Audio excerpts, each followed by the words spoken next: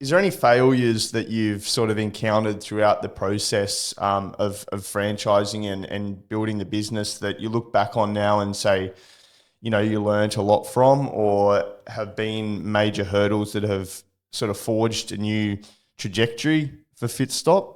Yeah, there definitely is. I'd say like some of our biggest failures, just being really transparent, has probably been more from an internal standpoint. So, I think we've always done a pretty good job of making sure the education and information given to it at a franchisee level has been pretty sound.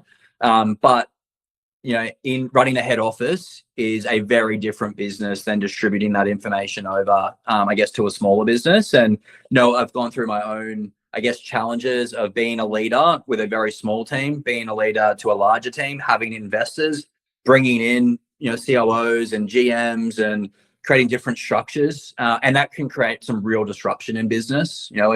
We've definitely had times we've been a team of 28 before, and within kind of 3 months, we were down to a team of 17, 18, right? It's like you go through these transformational times of making sure the right people are on the right bus. But a lot of the time it came from myself and my leadership and probably the lack of understanding around what the corporate structure actually was needed. Or being a little bit too naive in thinking I could bring people into the business that would know far more than me and let them run with it and give them way too much leash and forget about the core components of FitStop. And then obviously when you're ripping that back into line, that creates a lot of disruption. So yeah, I think the biggest challenge I personally have faced in the business is that whiplash of like, oh yeah, we're all running this way. Oh, whoa, no, bring it back. And the bring it back for me is I'm always very, very passionate and strong-minded around, no, this has to be the right thing for the network. And sometimes people don't see that, or we don't see eye to eye on that, and that can create ripples. I think franchising is a really challenging space. It's an amazing space when you get it right. But, opening 170 studios, that's 170 unique communities that have their own opinion. And they are valid to have their right to have their own opinion. We will not agree at all times that what FitStop's doing is right and what they're doing on the ground level is right. So yeah, definitely over the last, I've been in franchising now for 9 years, something like that, coming up to 10. And at times there's been a lot of disruption in the network. There's been at times probably question marks around leadership, around my thought process, and maybe questioning even the direction of the business when we're going through different changes. But at a core fundamental, I'll always bring it back to I'm going to try my very best to make the best possible decisions for our members, for our team, and for our business owners. I won't get it right always, but we're always going to try and drive the business forward for those reasons.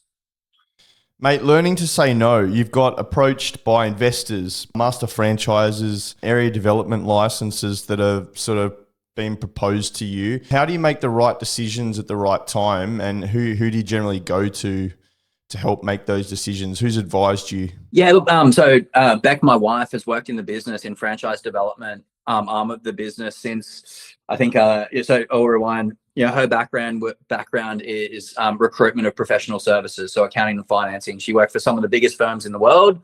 She is very structured, very focused on bringing that corporate structure into the business. And when we franchised early on, the biggest mistake people told me I would make is taking money from the wrong people just to collect the funds. Because in the reality, you do not make money from royalties in those early days. Probably, honestly, until you've at least reached 50 units, you are making no money, real money, outside of collecting that 50K up front from a franchisee, right? That's buying the license.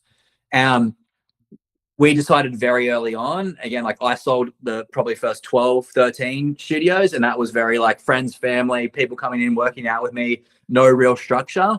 I finally convinced Beck to bring that structure into the business and to lead franchise development. And so she's done that from, she's been in the business now for 8 years, so pretty much the entire time. But she has been able to bring this process in, which basically deselects people through the process. So, meet with them, the sales team will meet with them. They've got to submit an expression of interest. They've got to tick a lot of boxes. They'll have conversations around alignment of values, experience in business, experience in fitness, willingness to learn, attributes around, what a good franchisee looks like, being coachable, actually training in a FitStop, understanding our product and methodology. So we've got a pretty rigorous process around who we sell to. And so it doesn't matter if it's a person coming in to buy one unit, to buy a country, to be an investor with us. We do go on that same process. Again, do we get it right all the time? No. But we make sure our vetting process is really thorough.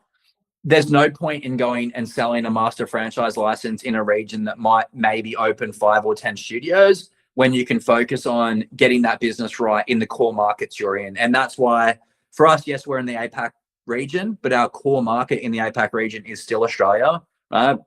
That's where our team is. That's where the support levels are.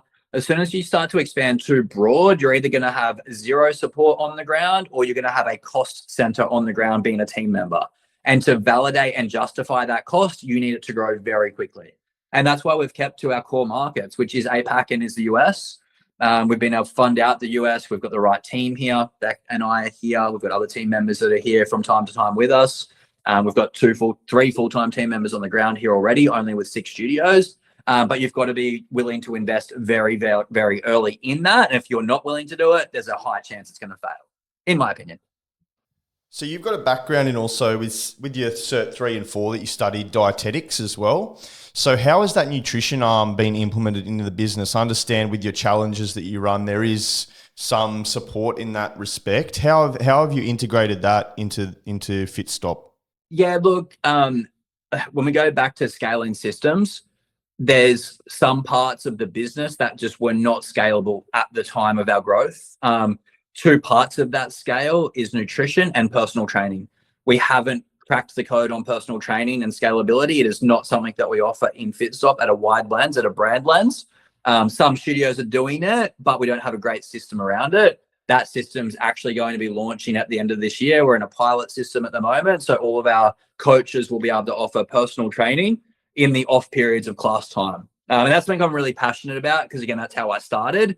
And that's also how I believe we can teach our coaches to be business owners before they need to be. So it creates great managers, good career pathway. Nutrition's the same, right? So we do challenges, but we don't have one-to-one nutrition or dietitians. We've got an AI platform in our challenge, in our app that supports macro counting and tracking, and it gives really great suggestions. We have a lot of education around whole food diets and our beliefs. But the nutrition component, in my opinion, isn't scalable to the level we need it to be, or I would be happy for it to be at mass level. We work with great dietitians from a studio level, and we have good referral programs in place. But we also bring it back to the base level of what our member really needs to understand and know to get a result. And it's really like getting rid of the shit out of your life and focusing on clean nutrition, macro counting, and really thinking about fuel for performance versus a diet.